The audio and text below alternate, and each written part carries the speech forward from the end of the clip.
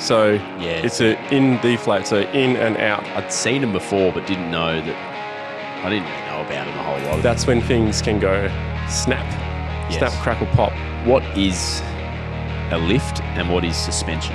You'll likely not understand exactly how it goes in. The task is going to be harder. Not impossible, it's going to be harder. Welcome back to the Four-Wheel Drive podcast driven by Shelter, music by the Southern River Band. Let it ride on the way in there. That jumped me a little bit there, Jaden. It was like, you ready, boys? And then it was like, no warning on that bit one. of a break and then straight into it. Got me. Yep. The Four-Wheel Drive podcast on Instagram, YouTube, all of our episodes on BackChat and Patreon. Thank you for your support. If you would like to help out, we really do appreciate the support over on Patreon, so go and check that out. A little bit of extra content, early release. There's some stuff down the line as well, but we appreciate the support. And if you want to jump on board, head over to BackChat Studios Patreon and then / No, so patreon.com / the Four-Wheel Drive podcast. Yeah, that's the one. BackChat has one as well, but... How many we got now? Ooh, good question. 4? Hey. Oh, we're double. 4 last time I checked. That's a good... 400. Yeah, we weren't quite there. Yes, we're going, boys. We do appreciate it though, so go and check that out because we're coming up with some cool stuff. Yeah, we'll be doing some cool stuff after this as well. Yep. I have some secrets. Yeah, you boys don't know about it, but we're doing it. Now, I don't want to beat around the bush too much because we've got a bit to get through today. So I'm going to skip the hellos, how are yous, and going to jump straight into On the Radar, one of our more recent segments, but one that's sticking with us and being quality. And On the Radar today is, I don't know if you've seen it, Ronnie, but Sarah and Keelan Travels, who we had the pleasure of interviewing at the show in Perth. In the caravan? In their beated up caravan. He's actually the long hair. Yeah. So he's got on board with the world's greatest shave and is shaving his hair off for obviously a wonderful cause. No way. He's shaving his hair. He's getting rid of the hair, which is a lot of. So I think he actually is going to like partially just chop haircuts in. So he's going to have some fun with it on the way out. So he's not going to go straight to the ball bonnet straight away. He's going to... I think have a bit of fun until Sarah might go, hey. Yeah, that's not it anymore when he's got the Brucey Dool going on. But that's an awesome... an awesome thing from Keelan. So good on you. To donate, head over to their Instagram page if you want to help Keelan out and obviously Sarah, and then you're donating to a great cause, which to help with leukemia. So awesome from Keelan. Another thing that I want to mention with On the Radar before we get into the main thing, which you've brought a prop for, is I popped out to the Norweld facility in Wangara, the opening day on Saturday, which is around the corner from your... Oh, yeah. Back cave location. Did I say where it was? Not really. Did I say the suburb of Norweld opening? Do you say... I don't know. Yeah. Everyone knows where it is. Sorry, mate. I still haven't been there, so it actually is a top secret where this location is. What was the code word we used during Sarah and Keelan? For Ronnie's... Flamingo? Oh, yeah. That's Flamingo. Right. Good memory by you. Yeah, Great little tie into the Sarah and Keelan. Flamingo. Yeah, if you haven't seen that episode, go and check it out. That's an I don't even remember ripper. how we were using it, but... It was willy-nilly. Yeah. Anything that said flamingo was kept in the episode anyway. But anyway, if you need to cut anything out here, if Ronnie's not happy with it, you get to doing that. But just wanted to bumped into a couple of good people out there too. Saw Lecker. Lecker was there at the Norweld opening. Harry was there under the Prado. Tommy from the show, who I met at the show. I think you've known him for a while, Ronnie. But quality product, the Norweld canopies and trays. They've been around for a while. Yeah, and a quality showroom and factory that they've got going on there. So worth a look and nice to see some good people too, which is exciting, and it's a impressive setup. Was it like a big open day or? Yeah, it was like an open day. Yeah, it was awesome. It was knocked the night. Was Harry cooking or was there like a sausage Nah, he sizzle, wasn't. Or? He had the there was a sausage sizzle going on, but Harry wasn't there. I think the boys from True North Adventures were maybe there too, which I didn't know. I don't know them, but they were there. But yeah, Harry are very popular again. But the quality of the product there, decent price. They had a we're going to see something on the Ranger here, are we? They had a competition. They had a competition to they were giving away like a And tray setup or something. really? Like that. starting from $13,500, mind you. So it's a decent giveaway. I entered it. Did ya? What, for your Shop the 76? Shop the 76. That'd be nice. Well, I entered it. I just thought, Yeah, well, why not? I think I missed the entry, but anyway, it's good product. So go and check that out up there if you're in the market for a canopy or tray. Yeah, I'm in the market, but I'm not going to do it because the tub looking all right out the back there. You haven't seen it yet. No, I haven't seen it, but I wanted to. We'll cover that maybe at a later stage. But Look at you boys with this setups changing everything. I feel boring. We were across the road from each other when we parked up. We're looking over and I was trying to work out my parking. it took like 25 minutes, mind you. I was waiting there going to chat through the car and all that, and then I was getting too hot. I had to go inside. Right, he's like an old man out there Just trying to figure there out. watching him. Anyway, let's get to the actual on the radar. So Sarah and Keelan, awesome. That's an actual on the radar. That's awesome on the radar. Norweld, just a little sneaky mention. You had to get it in, didn't you, mate? Well, it was cool. Good to see Harry again, obviously. But the MaxTrax Indeflate is the on the radar product that we're covering today. And Ronnie, you are basically going to take over and give us the pros and cons of this. And you've got it with you, which is awesome. Well, I saw it on a run sheet. And, I'd never read run sheet, actually. You got told to bring I was talking to Traden and he told me about it. And I was like, do you want to bring one in? I saw it on the run sheet. I saw it on the try run and lie. sheet. Yeah. On a laptop. That was a lie, wasn't it? And you can't use a phone, obviously, because you couldn't park. Trying to get away with it. Yeah, that's it. I tried to, but it didn't work. I'm a terrible liar. So I'm full of dust now. So it's well used, this one, boys. Now, one thing I want to point out straight away is the bag that you actually get with this product, I fit the other hose in for my compressor. Yep. So that fits in here. Does that come standard with the Indeflate? No. So this is my ARB hose. Oh, sorry, the bag. The bag does, yeah. Yep. It comes with this. Righto. So they actually have two versions. One is the analog. I'll get to why there's so many hoses in a sec. One's the analog, my preferred. They have a digital one as well, which lights up. Yep. Really cool. That would be my preferred. Okay, but if it runs out of battery, what are you going to do? Replace the battery. Good question. Okay, but if you don't have Good batteries answer. with you? All right, Was that inconvenient time, right? So, yeah. Analog. I prefer analog. Good. Yeah, that's fair. Two hoses. All right. Why is there two hoses? Well, we can put one on either front tyre or either rear tyre. I wouldn't put them on the same side because generally speaking, most people should have different pressure front and rear. And what you do is release the air and stop, and you're doing two tyres at a time.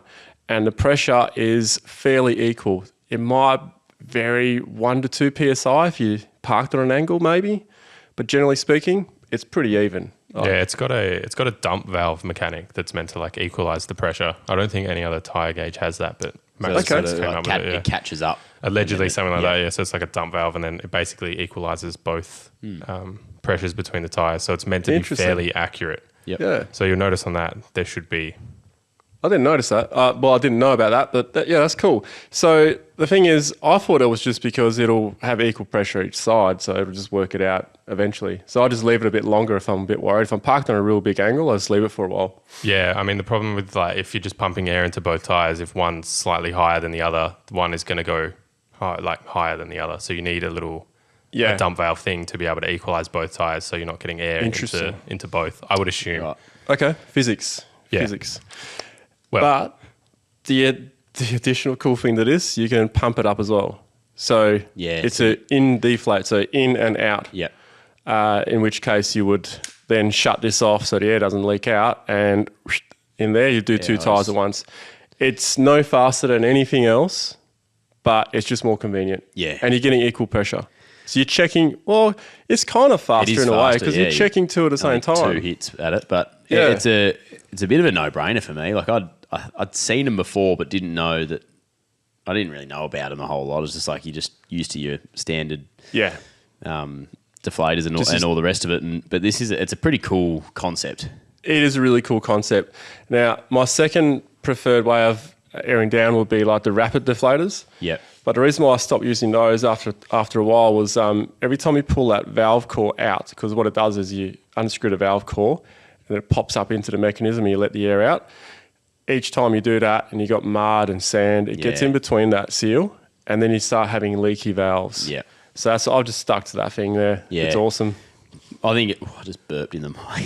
Sushi's getting up there. I just had the salmon sushi there. Beautiful. 3 metre hoses. I didn't even know they were 3 metres. 3 metre hoses. I'm telling you, yeah. I think that's correct, yeah. I'm telling you, They mate. don't look 3 metres, but I suppose, oh, yeah. No, that'd be... That's definitely reaching me, and we're starting. We're probably... Oh, yeah. We've got 3. 3. Yeah. The 2-tyre version, which is what you've currently got there, Ronnie, is $199. Go up to the 4. There's a 4-tyre version too, which is $299. And I think this one can be a pretty quick summation. It's a big yes from me. Obviously, a yes from Ronnie. It's just get one. Yeah. But I would prefer to. I wouldn't go to 4 valve. Yep. The 4 valve, the 4 hose for me is a no. You trip over, I reckon. Yeah, there's a bit of stuff going on there actually. And you're half your time already using this, so it's pretty good. And just an additional thing. So anyone who gets one, because when you roll it up, grab both these at the same time. When you get it, they'll be individually wrapped. Just grab both these at the same time and then roll it up like that. It's quicker. You're going to deal with a tangle at some stage anyway, and it doesn't get tangled like rope because it's hose. So it's good. I'm in the market. You, Jaden? Yeah, absolutely. Yeah. That's the reason I put it in the run sheet. Yeah, was like I was looking at it. I was like, wow, this looks great. There is a King's one as well. Right. So like, there's other versions other than the MaxTrax one. Yep. Oh, yeah. Well, anything that's good always gets copied. So I know the guy who invented that one. And then MaxTrax started bringing them here. Yeah, right. Yeah. So he's in South Africa. It's a good product. Yeah. It was like, it's just, he's not like a big company either, this guy. So, yeah. What is the MaxTrax? What's that little emblem / so looking Thorny thing? Devil. That's like the Thorny Devil, yeah. Oh. Yeah. Come on, mate. Not to be mistaken with the one for H. Yeah. The Thorny Devil. Very good. I was going to leave that there. That's that's it. Yeah, I think that's an easy one. MaxTrax Indeflate. That's almost been the cleanest one that we've probably reviewed. It's just I think it's a no-brainer if you've got, if you're right into your forward driving and doing it often. Yeah. I think that's going to be money well spent. Even though it is $200, it's a decent amount of money, but it's money well spent in my eyes. How quickly does it go? Like you deflate your tires down to 8 psi. How quickly does it get them back up to what? What do you put them at? 40? I'll put them at 40, yeah. Like it goes, like the inflation is just as quick, really. Like by the time I'm done, most other people are done around the same time. Yeah. Okay. It also depends on the size tyres, like 16-inch rims with 35-inch tyres, they do take a while to pump up, but you're not walking around everywhere. And if you accidentally put too much air in both of them, you let both the air out at the same time anyway. So it's handy. It's handy. And you can let the air out just from the middle bit. Yeah. Just from the middle bit. Just like I did before. You're not going to reach over Action and grab replay. Yeah. That's cool. No, I like it. Get across to it. Thanks, Ronnie, for bringing that in. All good. Show and tell. Yeah. I'll bring my bunny rabbit in next time. Or what? Got Duggo's turn next. Nah, I don't. Yeah. I don't have one either. We did speak about bringing the dogs in though one time. I just feel like it'd be nice to have a dog. Did we? Yeah, remember that early days? It was just like, bring your dog here and just let it chill out. That would be hilarious. Yeah, bring your dog in. Yeah. Not yours, Ronnie, because it's a horse. She'd knock cameras over. She'd be up here. Oh, She'd really? fit in this room? Yeah. She'd be on the couch. She'd be on the couch. She'd want to be near me, so she'd probably knock stuff over just to get near me. There you go. She's a bit of a sook. Yeah, right. Yeah. Guest interview with Ronnie's horse. Let's move on to the main topic of today. So we're covering lifts, suspension, a little bit of tyres. We're going to touch on the tyre part of it because it's obviously important, lift and suspension. I saw that in a run sheet. Yeah, of course you did. Yeah, righto. First time you've heard about it.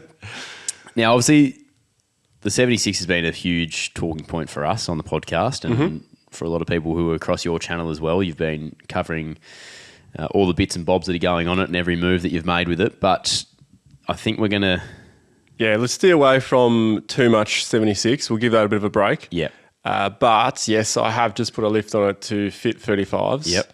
How do they go? Well, I'm not going to reveal any of that. I like the little bit of secrecy around it. Yeah. But look, I think the Maybe main we can part of talk this, about it in our Patreons, boys. yeah. Well, that's the whole deal, isn't it? We can reveal Yeah. some in there. Yeah, That's where the that's where the special stuff. That's where we talk about that. But we it is important because I don't actually understand lifts and suspension and what it means for tyre size, and I actually don't know the difference between what brings a car up and what actually doesn't. Like, you know, I don't understand a lot of it. I'm not making sense with the stuff I'm saying there, but basically what is a lift and what is suspension, to, I suppose, separate the two. Well, there are multiple ways to lift a vehicle. One of the ways is a body lift, where the body mounts are mounted to the chassis, you just increase the rubber that's in between. Or nylon block or something, you just lift it up there. So that's a body lift. Yep. A lot of people would do that just to fit some tyres. They may already have a suspension lift. Yep. So that's one way of doing it. The only way to lift your differentials off the ground is via either portal axles, which people keep reminding me of on my own YouTube channel. But the thing is, 1% of four-wheel drivers are going to buy portal axles. Portal axles is like another additional bit of driveline you add to the outside of your axles, and it sort of comes down, and you got more gears, and you can change ratios down there as well. It just brings the whole car up by, I don't know, usually about between 4 and 6 inches, depending on what it is. Unimogs are renowned for having portal axles, right? And it lifts them, it gives them tremendous height off the ground. Yep. So that's the only way you can lift your diffs apart from putting bigger tyres on. So with suspension, you're not going to get more clearance from your, from the underneath of your diffs and that. Oh, okay, except for maybe an IFS vehicle, because you are lifting kind of like that. But if you lift your IFS vehicle too high, then your axles are on more of an angle, right? Yeah.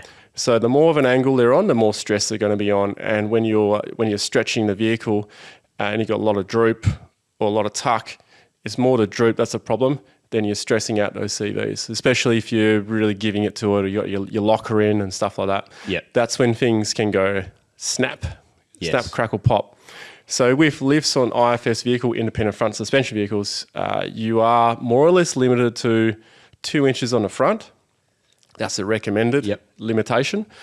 And on the back, you can go as high as you need to. So for instance, with your Ranger Ute, if you had a massive canopy and you had a whole bunch of gear in there, GVM upgrade and all that, then you would probably, if you were unloaded, you'd probably be sitting at 4 inches on the back. Yep.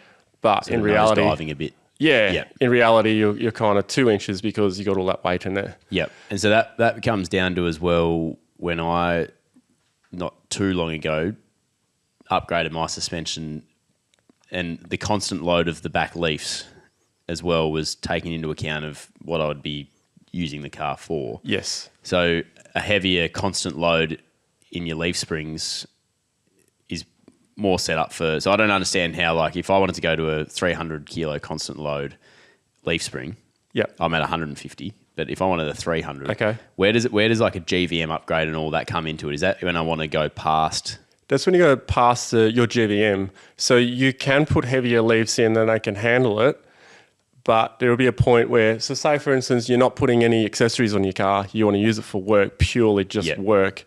You can put a fairly heavy spring in the back and put a fair bit of weight on there, like the old 1 ton ute kind of thing. Yep. You can put a fair bit of weight on the back of them and you could still be under GVM. But as a four-wheel driver, as what we do, recreational use, we got bull bars, we got side steps, roof racks, all this other stuff in the car, dual batteries, you name it. It all adds up. And before you know it, you are over GVM. It's pretty easy to get over GVM. So one important thing is there's pre-rego and there's post-rego. Pre-rego is... I find this interesting. Yeah, this is where it gets a bit tricky. So pre-rego, that's before you get your vehicle. Yep. It's a federal matter before your car's registered. And you can do all kinds of stuff to the car as long as the engineer kits. And federally, Australia-wide, this vehicle is now approved for whatever it is you put in it. GVM upgrade, could be a 4-inch lift, could be 35s. It's legal. Yep. That same car, had it been registered and then you tried to do the same thing, not going to happen. Right. It's going to come down to your state. Or it can happen, but you've got to go through so many more loopholes. You got to not loopholes, red tape. Yep. You have to, in some cases, you've got to hire a racetrack, get a CAMS qualified driver, a race car driver, sit in your car, do this moose swerve test, and if it fails and the car gets binned, you're not insured because you're on a racetrack, So, you sign a piece of paper. If it doesn't go well, too bad, you know. So it is, generally speaking, if it's done proper, it shouldn't do that. Yep. But it's a risk, right? And it's a lot more money to spend. Whereas pre-rego, you buy the car before it's registered. You might go, say, to Ford Ranger and go, well, before we register the car, I want to take it here, here, and here, and we want to get all this stuff done. And then you get it registered, and it will be registered as what that GVM is. So if you got say your vehicle right now, if you want a GVM upgrade, you'll take it somewhere, you'll get the suspension approved kit. Let's just say it's an approved kit. Yep. On top of that, you'll need to pay an engineer's fee. Then you get the paperwork, you get the plate work on your car, or the sticker that says, it's now blah, blah, blah. Yep. Then you take it over to pits, and then they'll go over it. The inspector will go over the vehicle and we'll check everything. If you've got a tail light out, you got to sort that out. If your tinting's too dark, you got to sort that out. So you could be going in for one thing, yeah, that's all good, but this, and this is not good, So your vehicle's got to be tip-top. Yep. Yeah. Tip-top on the... There's that. Yeah. On the same page there. Tip-top. So again, I apologise to everyone listening and the viewers because I almost don't know the right questions to ask you in this situation. But with a bigger lift, upgraded suspension, GVM upgrades, whatever it is, if you've bought your car stock and you've gone and done something to that part of the vehicle, what does that mean for obviously handling off-road? I'm assuming improves. What is handling on-road? Because my lift and suspension and tyres aren't overly aggressive, so I still find it drives really, really comfortably on the road. But so if you're going past that 2-inch lift and standard suspension, and over a 150 kilo constant load in the leaf springs, which is quite light, what are you feeling on road? Well, it all depends on what you use the car for. So if you stick to a 2-inch lift and you go slightly bigger tyres, generally speaking, you wouldn't have changed your car too much. It should still drive quite nice. Yep. That said, it depends on what suspension you get. So if you go for some really cheap suspension or they don't put all the components in to complement that suspension, you may have had a better ride with stock suspension. A lot of these vehicle manufacturers, they wouldn't bring out, like, say, the Ford Ranger or a Toyota Hilux with, like, crappy suspension. Their suspension is pretty good and it'll last quite a while. You could go and spend $5,000 and put some other suspension in and it might drive like shit, So it all depends on how the vehicle's set up. And driving like shit and driving really well could be the difference between what are you using the car for. So in your instance, you got 150 constant load, or you can have 300 constant load, or you can go higher than that. So let's say you got 150 constant load, you load it up with heaps of stuff, you're going to be squatting in the back, it's going to be very spongy, driving around, it'll be like sitting in a couch driving. You go 300 kilos, it might be perfect. But if you unload it, it's going to drive really rough and hard. Yep. But it might only be for that short period of time where you're taking your canopy off, you want to do some other things, it's driving a bit rough, that's because the weight's off it. So it's all good. It's all good. There are other ways of doing it. Like some people do airbags and stuff. Yeah. Which is fine, but what are you using the car for? If it's for off-road purposes, you are doing hard tracks, you want to flex and stuff like that, you will reduce your flex because the airbags, generally speaking, they're attached top and bottom. Yep. So they'll restrict how far you can flex your vehicle. I've had them before and I had that exact problem. Yeah, okay. I wonder about the airbag suspension, and if it's done right and used for the right purpose, it can be really good. It can be a really good solution. Would you say airbag suspension suits more of a tourer, maybe towing a caravan, that sort of style? Yeah, more of a tourer that tows the caravan. So say if you load the caravan up and you need a bit more, you don't want to be driving around with that constant heavy spring. Yep. Say if you've got a 3-ton caravan, that's probably where I would consider airbags. Yeah. Yeah. It's the only and I haven't sat in a lot of other cars whilst four-wheel driving, but the one car that I have sat in quite a bit in your 76, Jaden's 76, and then my cousin's 76, is that you notice actually maybe I haven't been in yours on it for a drive. It's a lot of 76. I feel like I have. I don't know, but anyway, the thing I notice about 76s the most is when you're not fully loaded and you're driving around the streets, hitting a speed hump. They are rough. It's like rough as. It's like hard on your it's like hard on your back and everything. Yeah. They fully buck. loaded. I was in Exmouth with my cousin, and we jumped in that just to go for a quick cruise, and we're on road, and he's loaded up camp and he's living out of it for like 5 or 6 months. Yeah. And it was so different. Yeah. To what I felt hitting speed hump in. Sorry, it wasn't your car. It was another mate of mine's, Jamo, who's a 76 as well, and I've driven that and just felt like it was rough as guts. Yeah. Because it didn't have the right weight in it. That's right. Yeah. Rough as guts. And to be honest, that's what mine is right now. So I've put a lift in it, and the leaf pack in the back is quite stiff. It was already a bit rough before because it's designed to have a bit of weight in it, right? Yeah. But now it's even rougher. It's to the point where if I go off-road and I don't put too much in the back, if I put a bit in the back, it's fine. Like that trip I did with Torben, it was fine for that. It had an adequate amount of weight in it. But when it doesn't, like the other day down at Wilbinga and yesterday out at Mundaring, I had to air down to 10 PSI with the 35-inch tyres to absorb a lot of it. And the tyres barely bagged out. That's how light it is at the moment. Yeah. Great video, that, by the way. Yeah. Sunday's release. Oh, yeah. That was awesome. Yeah. So why would you lift your car then? For people out there wanting to do it or thinking, is it the right thing to do? Do I need it? What are the reasons that you might do it? Oh, that'd be a great poll to ask people why they lift their car. I would suspect that half the people out there lift their car because it looks absolutely better, right? It's always going to be part of the point. If that's not part of the point, then you are a bona fide engineer who requires it for a very specific thing. The other lot are either sold the fact that I need to do it, and then you probably have almost like the rest of the people because they have to. They put a bull bar on it, they've put a rear bar on it, they've done all this stuff, and then all of a sudden they've got a heavy car. Yeah. Now they need suspension to lift it. Yep. I would also recommend if you are going to fit out a car, do the suspension last if possible. It's not always going to be the perfect scenario for people because, having a budget to complete a car, some people that could take 4 or 5 years. Some people never get there because they're forever spending on the car. Yep. But if you can, if you are one of those people who have a lot of money in your pocket, then I would suggest that do everything first, then lift the car. Yep. Because then you can get the perfect lift kit for it. Because everyone thinks, it's not going to be that heavy. I don't need 600 constant load.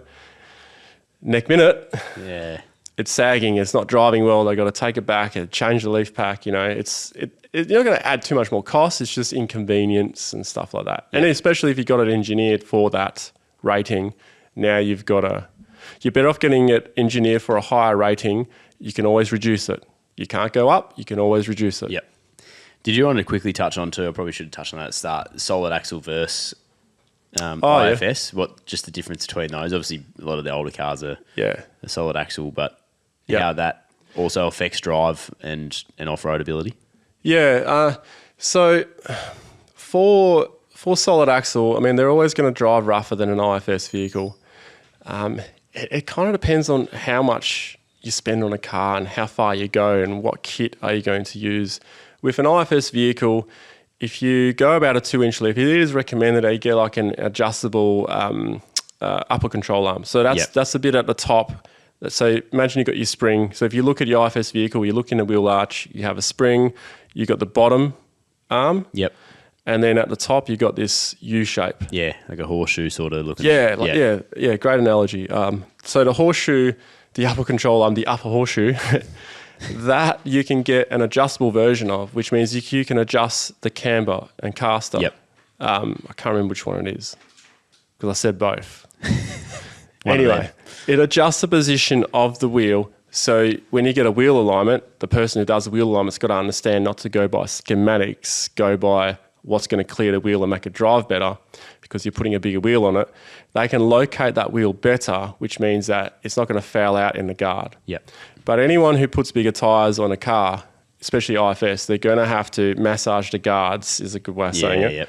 or cut out some plastic, in some cases melt plastic, Yep. To fit 35s to the 76 out there, let's not go into legality or anything here, but to fit those, I didn't have to do much. I just had to cut the inside of the guard to fit 33s. Then to 35-inch testing, I was like, let's see how it goes. And then I kind of jumped the front of the car a little bit. We'll talk about this another time. And that compressed it to its maximum, and then I realised where it was hitting. So my front bumper was a little bit loose, and I had to sort of massage it back up. But right. So those are things you can face. So you were right with camber as well. Camber. Yeah. Okay. Cool. Yep. You said that first. Yeah. Okay. I'll take that. Yeah. Had you asked me, I would have said caster. So with solid axle vehicles, you would normally presume it's quite cheap to modify because solid axle. You don't have all that wishbone and all that stuff. Yep. All that intricate stuff. In actual fact, sometimes it can be more expensive because you've got Pennard rods, you got all these other bigger components. You got front radius arms. Yep. These are bigger, heavier components. Material costs money. With an upper control arm, you might be looking at a set of those, $500 maybe, right, for an adjustable one. But to do the same job on a solid axle vehicle, you would need the radius arms. That could be like $2,000. Yeah. Okay. It's a big chunk of metal. Yep. But in order to require those, you would need to lift it to a certain height or put a certain size tyre to, because what that does, the radius arm on a solid axle vehicle, underneath your solid axle vehicle, attached to the front diff, you got these big arms underneath. So what you do there is you get the upgraded arms, which moves the position of the front differential to allow you to fit the bigger tyres. Generally speaking, it'll push it forwards. It's not just to fit the bigger tyres, but it's also to locate the diff where it needs to be because you've lifted the car. So Yep. you're changing the whole geometry of the whole lift, the behaviour of the car. Yep. So it's required to fix that. You can do it in a cheap way though. You can get offset bushes. So picture you got the custom arms. I've seen these. They're longer. So the custom arms are longer. Your original arms may be shorter. Now, to get away with just putting these little nylon blocks in, they're offset. Yeah. So instead of risky. Yeah, they are, because when you use your car proper, so if you proper four-wheel drive, they will spin eventually because you're articulating the vehicle so much. So imagine all that weight down. Yeah, just articulate. forcing it. Yeah, to spin. you're putting all this like force on it. Yeah. And then like you got axles, moving, and eventually it just goes whoop. And then you hear this clunk, clunk, clunk, clunk. And you basically flog them out and you got to go back in. Was that on a video of yours that I saw that? Where did I see recently? Yeah, I did something recently about fitting bigger tyres.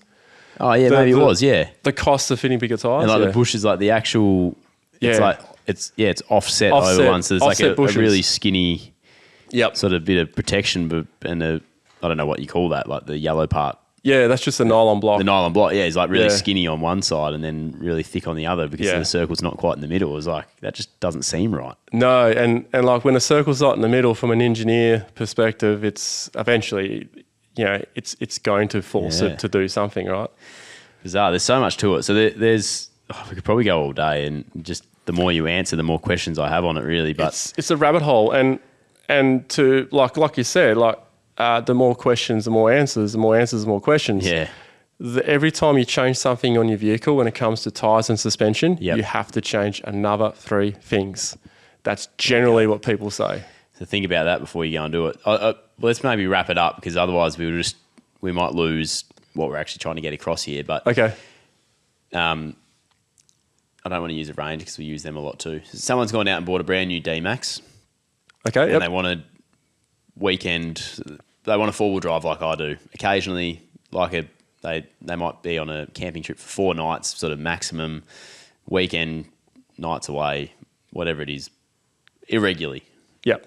What is your recommended I suppose, suspension upgrade or lift to do a D-Max, a brand new D-Max, 2023 D-Max, 2024 D-Max? Brand new D-Max, the first thing I would do, I would, if you are wanting some reliable tyres for a gravel road and stuff like that, and beach runs, ditch the tyres, sell them.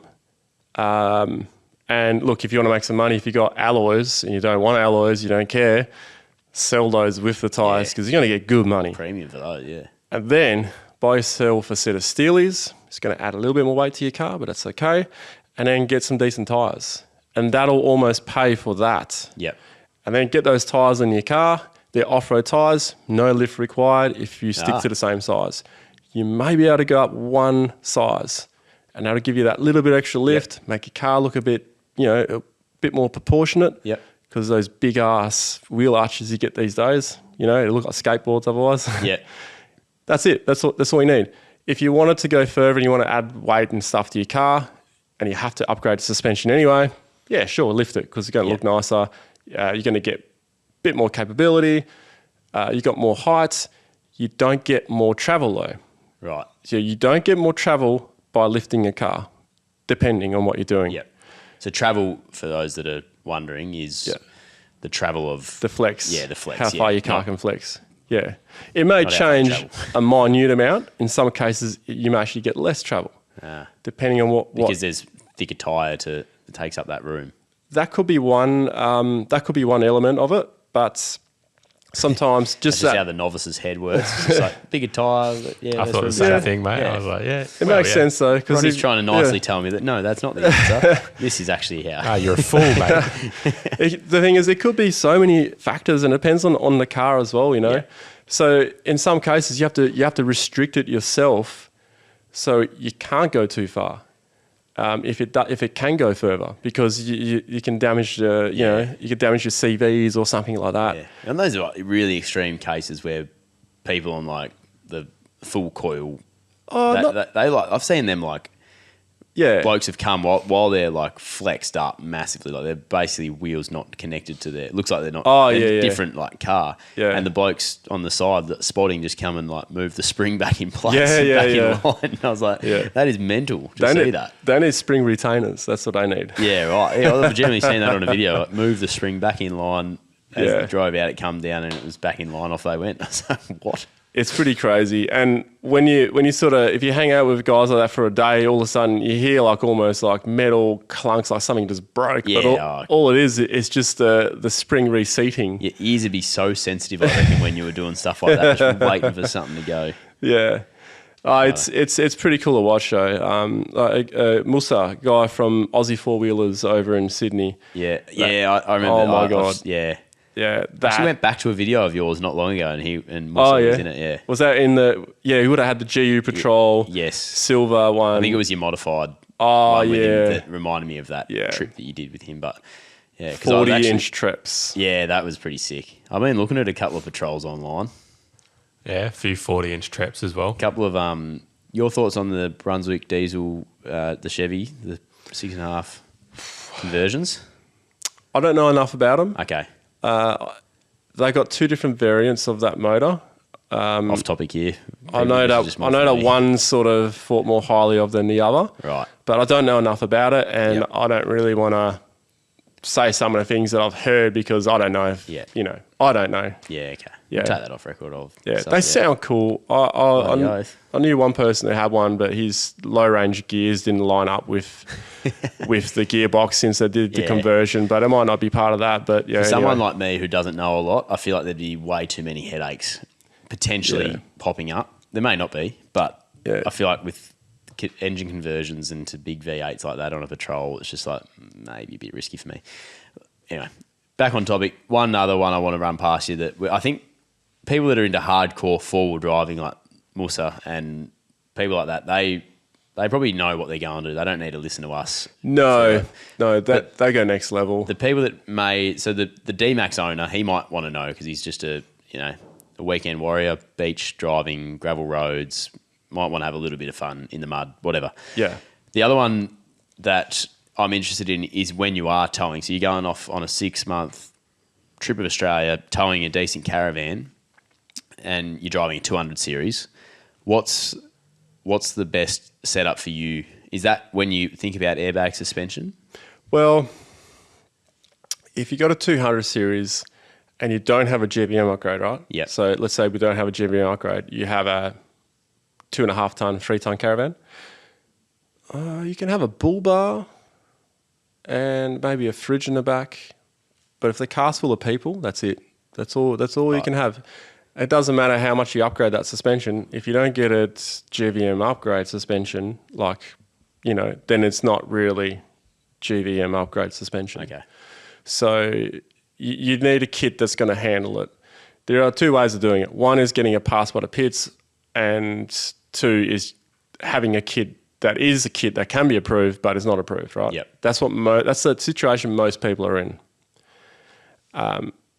And which is a better situation than being in a car that doesn't have the upgraded kit, regardless of, being approved or not. But if it doesn't have a upgraded kit and you're towing something and you're the back end squatting and your lights are shooting up in the air and you've got light steering, that shit is way more dangerous than someone who has the engineered kit but it's not approved. Right. It's not pit passed. Yeah. You're better off being that guy than the other guy. Okay. So that's just what I'll say. Because it's very, it's like when I got my Hilux suspension done, I wanted it to go over to pits. So I was assuming they'll take it over to pits. And they didn't do it. And I was like, oh, well, I thought it was going to go over. Oh, no, that's another $600. And I was like, now it's just too hard, so whatever.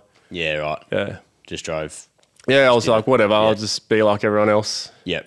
Yep, fair enough. And that's the story of most people. Yeah. They'll go get an upgrade thinking, and still on their paperwork, the GVM is still the same.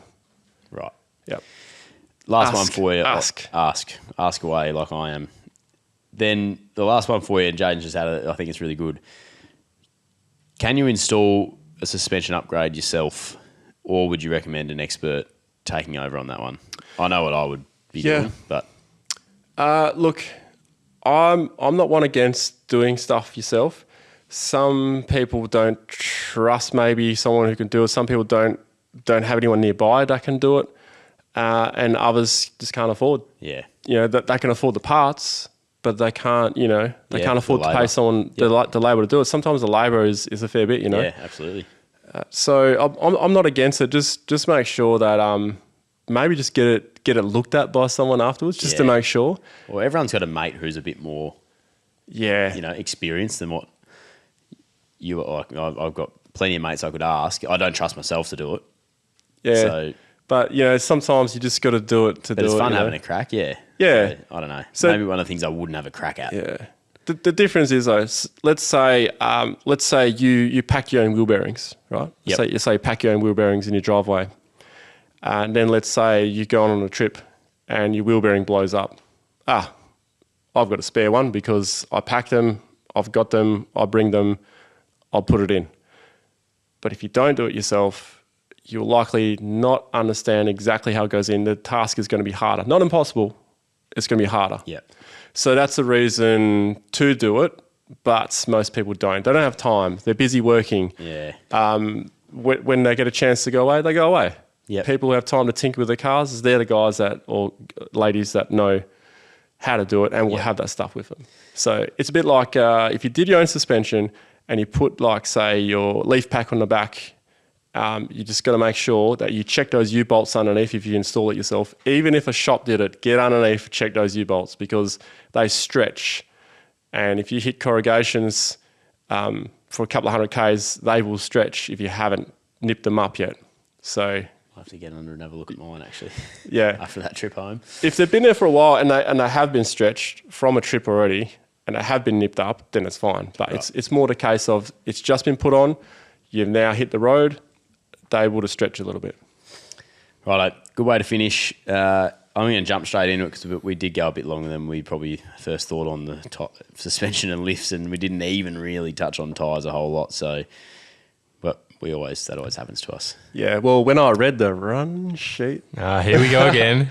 I thought, it's going to be a rabbit hole. Yeah. Hey, let's jump into Around the Fire Pit, another one of our favourite segments. Yes. And I'm going to hand it straight over to Jaden for this one. I'm not even going to intro Around the Fire Pit. No? No, I reckon everyone can just figure out what it is if they haven't seen it before. Figure out what this is, I can boys. see us sweating. Yeah. Tell you what, I'm sweating. This thing keeps coming back.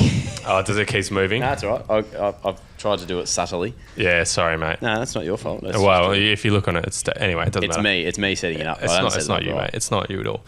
All right, so we got a few questions in today. This one, Nicholas Taylor, 8154. He wants to know if we can do a test comparing premium diesel and normal diesel. He reckons he gets more power from the premium diesel. And that feels like a shell for a fuel corporation, asking that question. What's he drive? Does he say? Doesn't say. Doesn't say. No. It's an interesting subject because there was a service station on the air highway sort of Nullarbor run kind of thing that had tanks. When they pulled them out, there was no bottom on the tank. So for years they were throwing fuel in and they were filling up cars. The bottom of the tank had rusted away. So it's just dirt. Yeah, it was just mixing with dirt every time. Oh. And some people's vehicles, someone I know, his brother had a vehicle that just shat the tin because of dodgy fuel. Really? Yeah. So the reason why I'm bringing this up is you got premium fuel, you got non-premium fuel. It's probably a very hard one to do because you need to have a clean tank. You know, you've got all these tanks around the country and who knows which are clean and which aren't clean. So diesel filter, secondary diesel filter, very important. There you go. So well, Sorry, go Duggo. No, I just said there you go. Yes. Well, that leads well into our next one from Ocean to Outback Imagery. They've got a new 79 2.8 litre build going on. It's mostly going to be used for remote Murchison, Gascoyne and Goldfields, which could increase the risk of fuel contamination, especially if their tanks have got no bottom on them. They want to install a secondary fuel filter, but our mechanics have warned us that it may void the Toyota warranty. Toyota said it will only void the warranty if the issue can be traced back to the secondary fuel filter. So the question is, besides starvation from installing too small a micron secondary filter, what issues can arise from the secondary fuel filter? And there's a little second one. What are your thoughts on a catch can for the 2.8 litre? All right, let's start with the fuel filter. Starvation or cavitation, it's also known as. 5 micron filter. I think Toyota use I don't know what Toyota use in their main one. I think they use like a 2 micron or something like that. I think the starvation issue is more of the barb size coming out of the fuel filter and the hose. As long as that is nice and big, there shouldn't be any starvation. The only starvation and cavitation you would get from this is having a very highly tuned vehicle and you're running, you're really giving it to it. That should be the only time you'd really notice it. I haven't really noticed much. The only time I do notice a little bit is when my filters are a bit dirty. Because usually what happens after that, I get a warning light and then I'll open up my factory filter and it's dirty as. I'll get my other one out because I always carry them because it always happens when I'm going up a hill leaving Perth. It always freaking happens. So I've just got one with me. Either me or Torbs. It'll happen to one of us. In regards to the warranty, as long as you don't put the secondary filter in front of the Toyota filter. And what I mean by that is the fuel comes from the pickup. It needs to go to the second filter first, pass the second filter, then go to the factory filter, then go into the engine. If it goes from the pickup to the Toyota filter, then to the secondary filter, that's where you can be in trouble with your warranty. The other way around, there's nothing that can be traced back because you got a filter filtering diesel before the factory filter is filtering the same diesel. So nothing there should void your warranty, can void your warranty. There you go. That's what I'll say. Perfect. Toyota apparently use a 10 micron. A 10 micron? Yeah. Interesting. Well, it says up to 10 micron. Yeah, so, no one really knows. Yeah, up to makes no sense to me. Yeah. Do you use a 10 micron or not? Like, just tell me what you tell. Tell me what it is. So what? Okay, it's like the density of the filter, what it lets through the filter.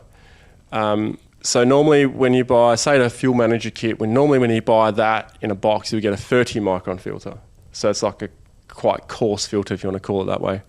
I usually put a 5 micron in it, and then it'll go to the factory Toyota. Some people say it's 10, like we just heard. Up to 10. Up to 10. What does that mean? Others say it's less. It just means how big of a foreign matter it will let through. Yeah. If that makes sense. Yeah. More flow through the filter. I'm just confused at the up to part. Just tell me what it is. And your thoughts on a catch can for the 2.8 litre? I don't understand enough about a catch can to comment on that. I generally go advice of mechanic, but some say yay, some say no. I'm not really sure.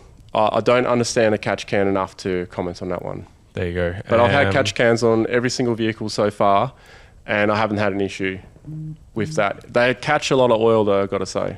So, yeah. Apologies.